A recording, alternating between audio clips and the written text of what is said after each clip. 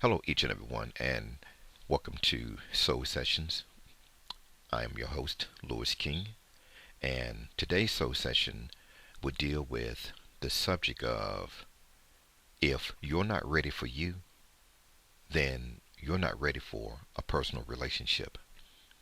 And in today's world, we know many people want to be in a relationship, they are presently in a relationship, and there are many different reasons that people want to be in relationships. Yet at the same time, many people that may already be involved with someone, committed to someone, maybe even married, or you may have been married to someone, many people are not ready for a relationship. And the more we get into this particular subject on today, then I will explain exactly what I mean by that. Some of the different reasons that people want to hook up with people, want to have a significant other.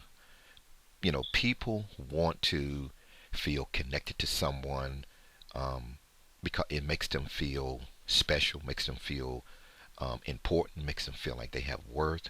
People want to be involved with someone because they want to fill that empty space, that void in their life. Some people get into relationships for what I call relationship dependence. In other words, they get into a relationship because they want to depend on someone to take care of them.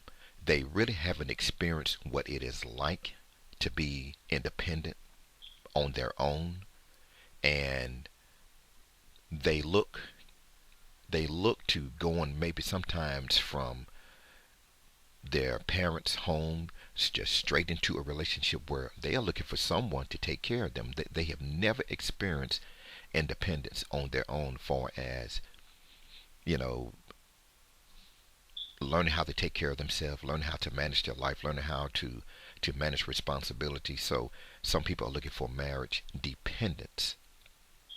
um, there are other people who want relationships, I said, because the need for giving and receiving affection, that physical affection, that connectiveness, intimacy, and sometimes the desire to start a family. You know, common interests, things in commons. Sometimes the qualities that another person have, it works well with your personality. Some people believe it is because of fate or destiny that you are just meant to be together. Hopefully, all of us may believe the reasons for getting into a relationship deals directly with love. Um, some people get into a relationship just strictly for sexual reasons, and the list, it goes on. These are real, significant, honest reasons why different individuals and why people get into relationships. But although these are the different reasons that people choose to get into a relationship, it does not mean that you are ready for a relationship. Many people get into a relationship because they want someone else to complete them. Um, if you ask this, if you ask this question, what is another reason that you want to be in a relationship? I have heard this particular response many times. I want someone to make me happy. Well, the thing that is a problem with that, or an issue with that, is this: if your state of happiness is connected to another human being, then you will be waiting a long time to experience being happy. Your state of happiness, first of all, it has to be connected to the source of your life, your health, your strength. Your source of happiness has to be directly connected to God, your creator. And then you have to allow him to show you how to discover all of these different layers and facets and intricate things about yourself, so that you can find out the things that make you happy. And so when another person depends on another person for their state of happiness, then you have to ask yourself this question: if another person represents the source and the state of my happiness, what happens if that person leave my life? If they leave my life, then happiness leaves my life. And then that puts a person in a situation, and it puts them in a predicament of, many times, because a person depends on another person to be the fullness or the essence of everything, or the culmination of everything that they are looking for, then you set yourself up for seriously being brokenhearted. And I know what it's like to be brokenhearted, and I am sure that many of you have experienced what it is like to be brokenhearted. And it's very important that we have to spend time, and we have to go about this thing a totally different way, so that we would stop getting into relationships or wanting to be in a relationship that honestly we are not even ready for or equipped for. Another reason people get into relationships, this is a very, very common response here, is I do not want to be alone. Now, although the the word of God, it says, the scripture says, it's not good for man to be alone. Being alone in the context in which God used that can, it can be interpreted many different ways, but in the context of which God was using it, we want to look at it like this. When the creation was made, there was male and female of all species. But Adam, the supernatural spirit man, he was a single species. There was only one of him. So Adam was the only one of his kind. So what did God do? God decided to go inside of Adam and to take supernatural spiritual man and put him in two distinctive bodies, a male body and a female body. That's what he did. So many times, people can get into relationships out of loneliness. That can really be dangerous. People can get into relationships out of neediness. That can be dangerous. People can get into relationships, for so many different reasons. And the sad part about this, and most of us have been down this road, you live and you learn. Most of us have been down this road of, we have got into relationships, we have connected with individuals, we have hooked up with people, we have dated people, we have opened up our hearts to to different individuals, later to discover this person wasn't ready for you, or you wasn't ready for that person. And so you end up being in a relationship that is like oil or oil and water. Excuse me. So, to avoid those types of situations, then we want to take it slow. Take it slow.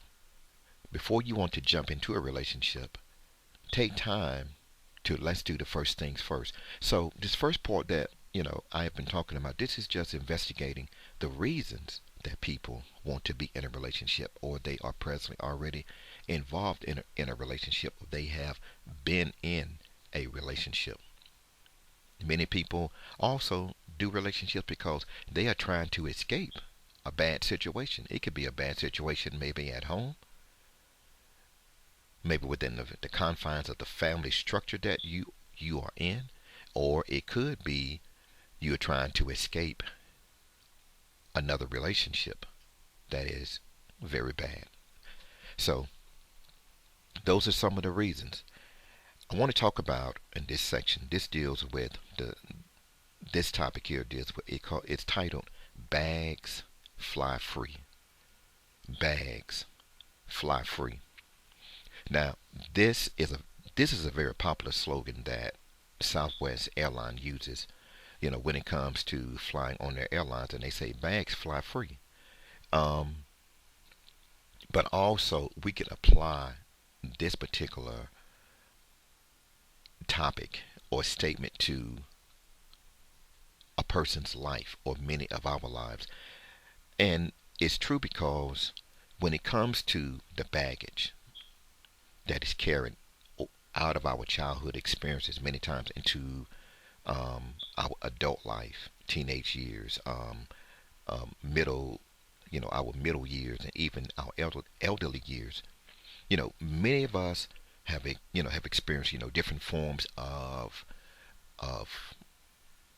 so many things, so many experiences, good, but I want to focus on the bad, the negative, that baggage. Many of us have experienced, so many different forms of abuse, whether it was verbal abuse, many times that started sometimes at home, within the family you were connected to. Physical abuse could have started with the family you're connected to. Sexual abuse, mental abuse, emotional abuse. Um, Even some have even experienced even social abuse, even through that's just interaction with other people, even online. Issues of the bags flying free, things that we experienced to dealt with, abandonment. Many of us, we deal with abandonment issues of wherein people have been in our life and people may have left our life. It could have been, maybe one of your parents, could have been one of your siblings. I mean, could have been relationships that you got in where someone walked out on you, the girlfriend, the boyfriend, the husband, the wife. Someone walked out on you. And so you can find yourself dealing with those issues of abandonment. Then there are issues dealing with, rejection, rejections of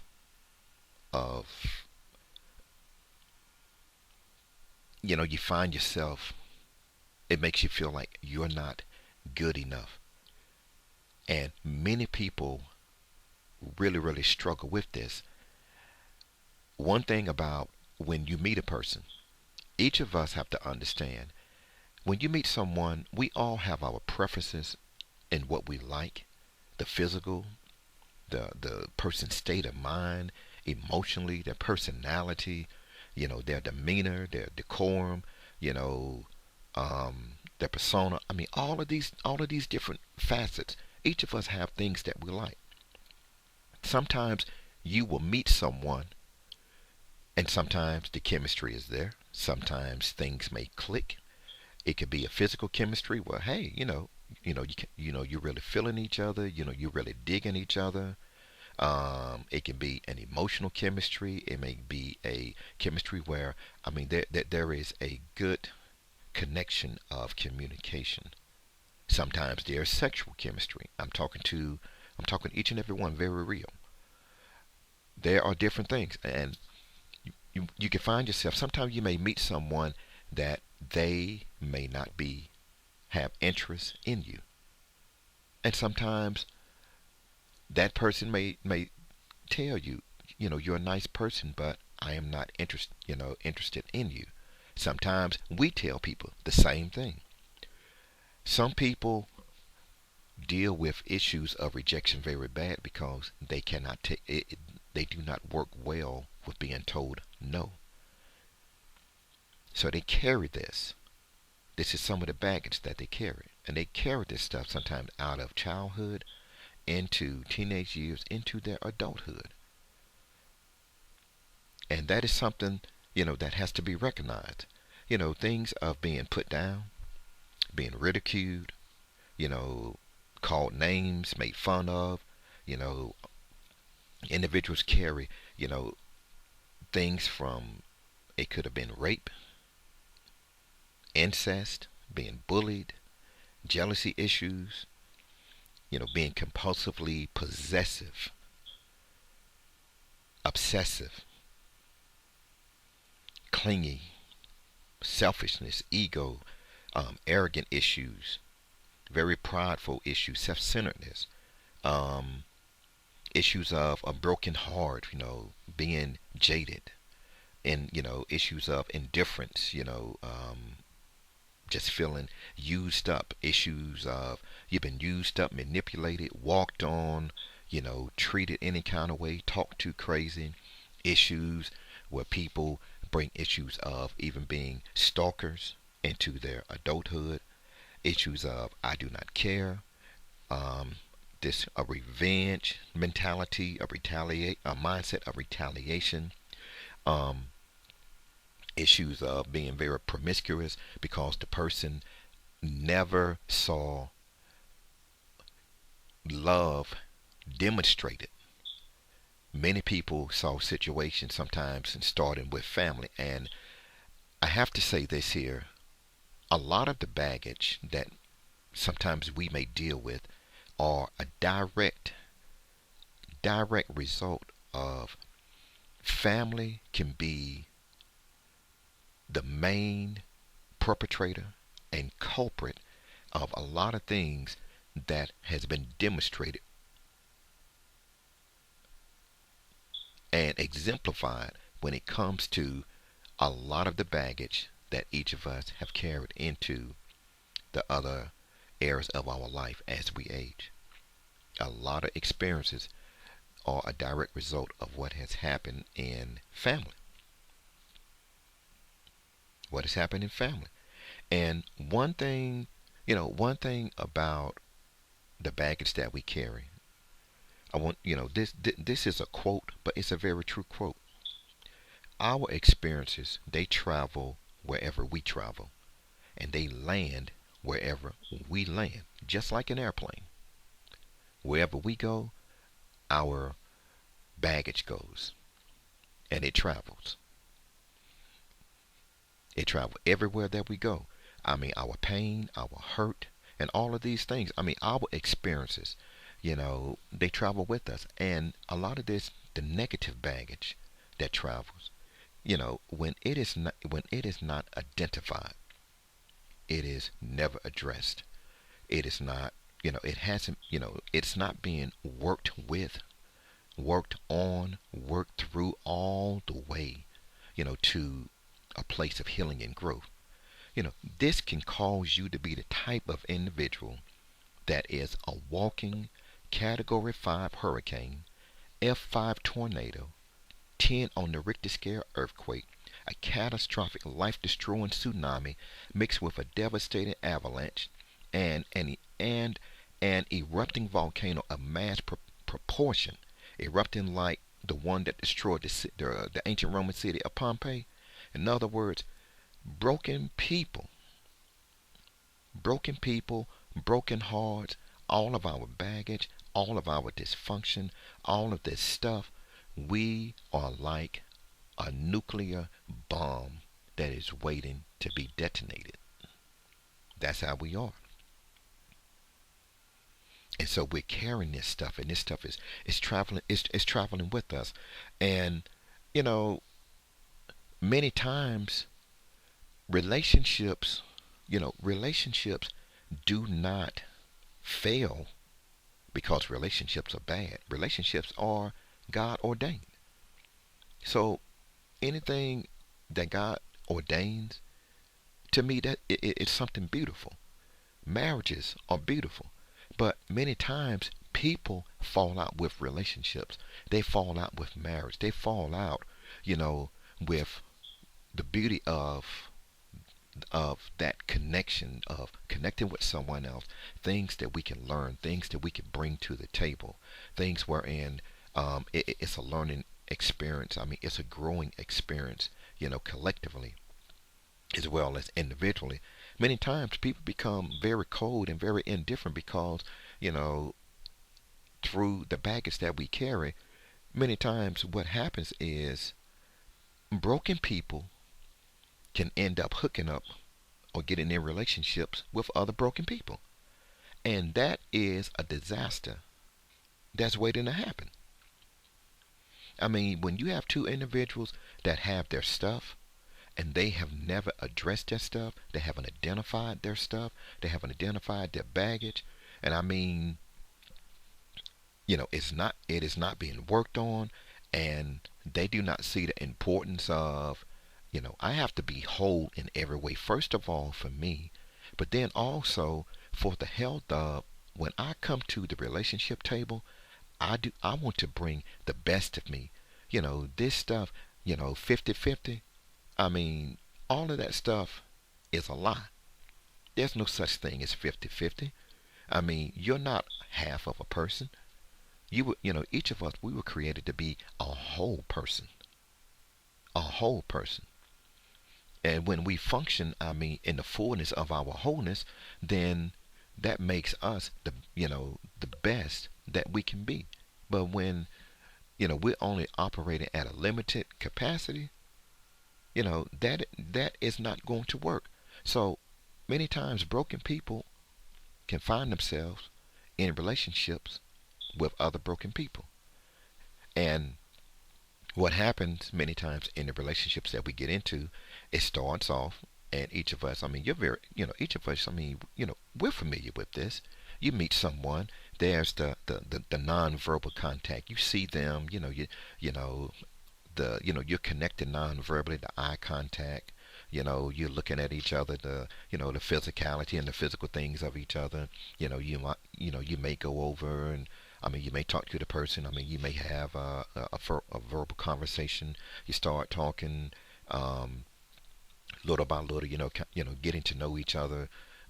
You may exchange numbers. You may contact each other. I mean, just trying to get some little common ground. You might uh, you know, go out maybe on a friendly date or go to the coffee house or something. Just trying to just get familiar, I mean, with each other. And then, as things progress, you know, people open themselves up.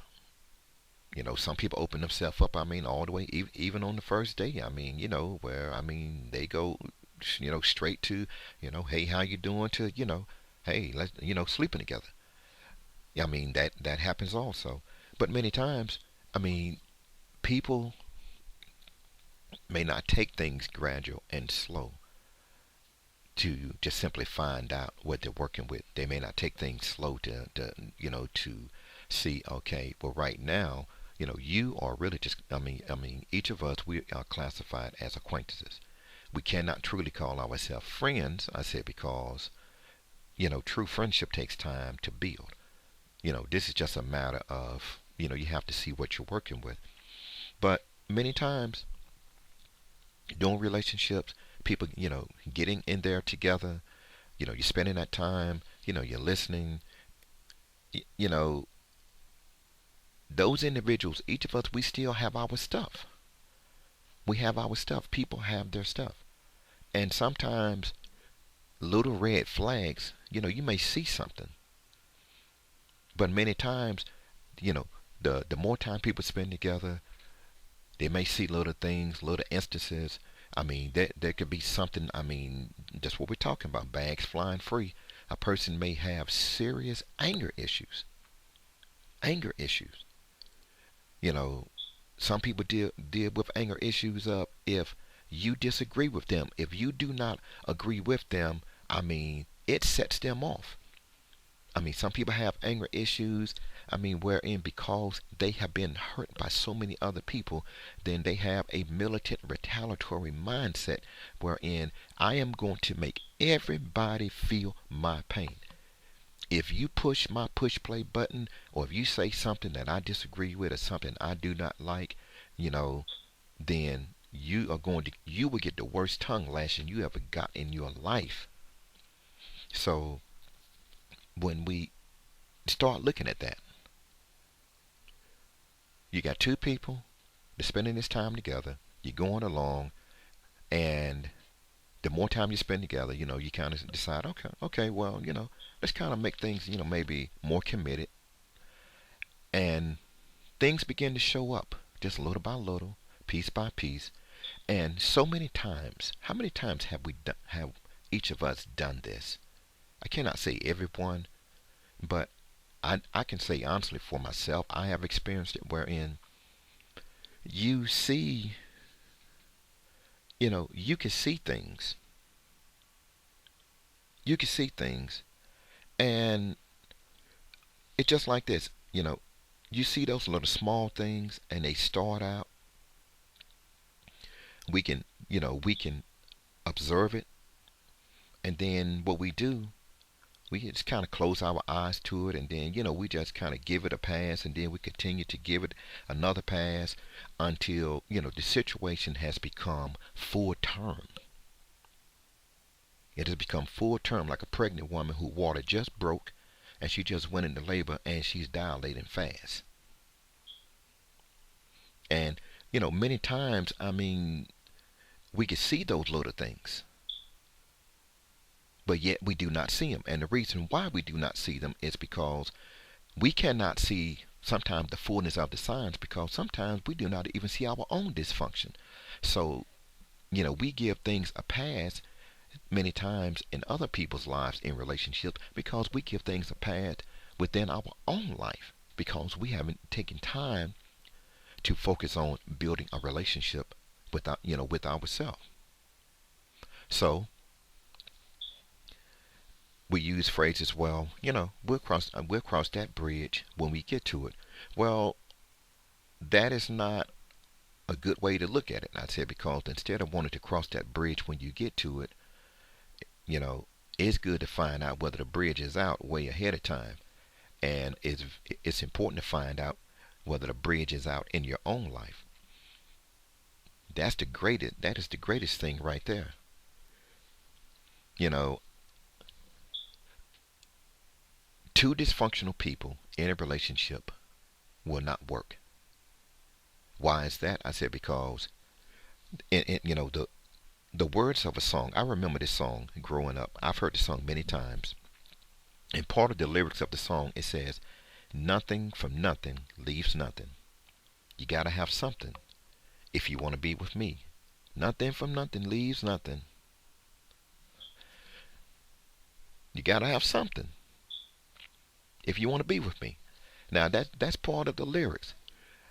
When you have two dysfunctional people, and when you are dysfunctional, your own, yourself, and you're trying to build a relationship with somebody else, how do you expect a relationship for two dysfunctional people to work? When you and I as individuals do not even see the need to identify and focus on our own dysfunction. It pretty much, if I use this analogy, it's like you have a person in a relationship. Well, if it's two people, that's not going to work. Then you can have a person in a relationship. One person is the giver and the other person is the taker.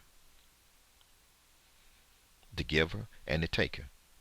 Many times you see in that relationship, the person who is the giver, they can find themselves giving and giving and giving, and they are reciprocating.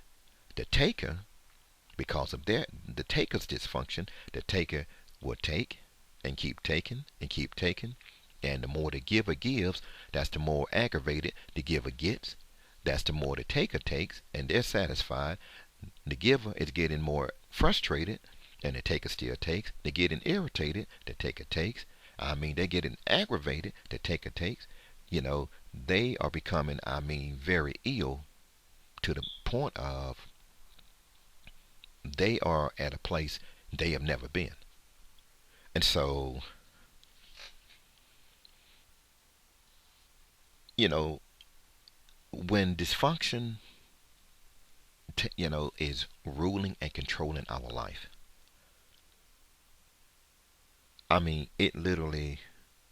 it can destroy relationships, friendships, families. It can affect your life like a domino effect. And that is why it is so important to understand this.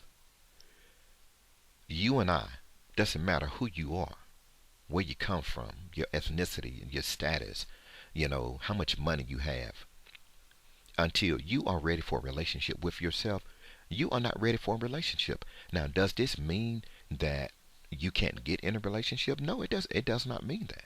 Does this mean that you will not still get in a relationship? No, it doesn't mean that. It just simply calling it as it is, just real straight up talk. Getting into a relationship and you cannot bring the best of yourself, then the relationship is a situation wherein when you think about war and all of this stuff that goes on, I think about how in times of war you have the two opposing sides, and many times what they would do, the one side would take and they would plant landmines just beneath the surface, plant it beneath the surface, camouflage it, all of these things, and they may have triggers and traps and all of this stuff, and so the other side, if either they are traveling on foot or maybe they're um in a vehicle or whatever, just kind of rolling along, and because it is camouflaged so good and you can't see it until you either walk up on it or roll over it, then it explodes. It explodes and it blows off limbs. It can cause fatalities. It causes casualties. It causes loss of life. Now, that is in war. When you think about the war of the relationship of you, the war of the relationship of couples, the things that we bring into relationships that we are not even addressing within ourselves, it is going to cause casualties of war within that relationship. Relationships do not explode, they implode first. They start falling apart. There's an implosion. In other words, it's just like when you see these companies that do detonation work. In other words, they want to blow up a building. What they do, they set the charges within, the explosive inside of the building. They do an implosion. That's why the building is able to, to implode and drop right down, straight down. Well, that's the same way many relationships are. Many relationships, go through an implosion. They fall apart from the inside out. It's all of these little things that pick away, that hammer away, that cause cracks in the wall, that cause cracks in the infrastructure of what you're trying to build. And those things are going to continue to happen. Broken homes, broken relationships, divorces. So many different things. People walking out, people they abandon relationships. People broken-hearted. People who feel like they cannot go on. Their life is over because this person walked out of their life. This person dumped them. This person rejected them. This person, do not want them anymore. Many people, because of broken hearts and all of these things and the baggage and all of this stuff, many people are led to a place of suicide, physical suicide, where they literally take their life. Then many people, they deal with, the suicide of, they emotionally will not never let nobody get close to them again. They will not open their heart to anyone else. They will not open their mind to anyone else. They will not trust anyone else. And then, they deal with, I guess you could say it's kind of like a social suicide. They open themselves up where they just totally get wild. They just wild out. They get to the place wherein, they do stuff to try to prove a point. Hey, look at me now. I can get anybody. So they'll go out here, and they start kicking it with all kind of people and sleeping with all kind of people. And doing all kind of crazy stuff. And the only thing that the individual is doing is you just magnified your dysfunction. That is all that you are doing. It's like pouring gas on fire. You just pouring more gas on the fire. So when we look at all of this, and when you think about it, you are not ready for a relationship with someone else until, once again, you are ready for you. One of the most powerful questions that Jesus asked. He asked an individual. He said, "Wilt thou be made whole?" In other words, will you be made whole?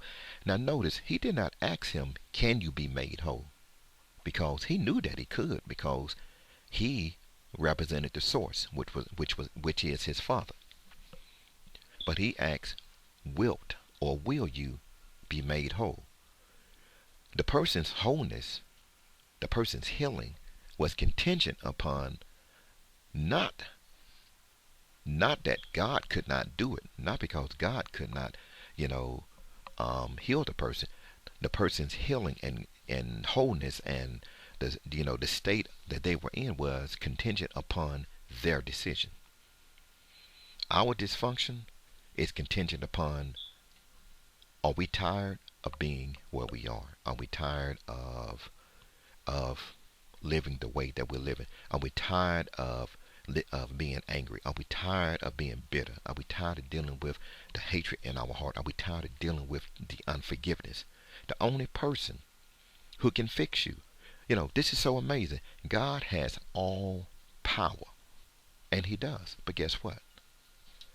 God will not do no more than what you allow him to do. Why? Because he gave you the power and the authority of your own free will, even when it comes to him. In other words, he put you in a position where you can even tell him no, where you do not even have to be in a relationship with him. So, if we are tired of our dysfunction, and if we are tired of the casualties of war that our dysfunction has caused within our own individual lives, emotionally, mentally, physically, sexually, financially, socially, in all aspects, if we are tired of this, and please understand, this is just real straight up talk. Until you get tired and sick and tired, and when you look at yourself in the mirror and look beyond your flesh and look down into your soul, until you are sick and tired, every person, loved ones, family, parents, grandparents, they can tell you, you need to do this, you need to do that. But until you can tell yourself what you need to do, you will never start the process of change. This is Lewis King. Thank you for joining me once again for Soul Sessions. I hope that these thoughts, were helpful to you on today. And until next time, be blessed, have a great day, and I will see you next time.